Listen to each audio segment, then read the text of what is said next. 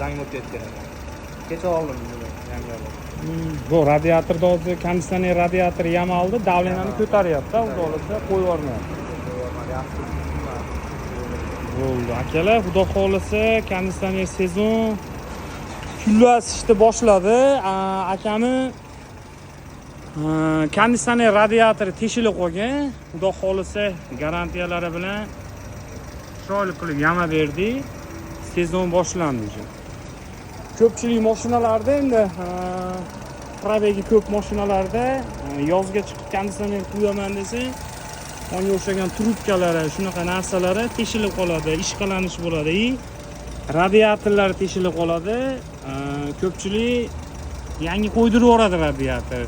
Trubkalarini ham boshqa qo'ydirib yuboradi. Endi svarkasi yo'q ustaxonalarda shunaqa. Bizda lekin hozir ko'tarda, o'sha havoda chiqarib havosini tortib. Svarkalar yaxshi xudo xolasa. Svarkalarini qilib, radiatorlarini yamab, trubkalarigacha polni tekshirib, mana ukamiz davlenalarini hamma yo'g'ini berdi. Shu usta bolaga yoqsa, xudo xolasa biz ishimiz ham chiroyli chiqqan bo'ladi. Nima demoqchiman? Videodan maqsad. Konditsionerchiga bordingiz, radiatoringiz teshiy ekan, boshqa olish kerak.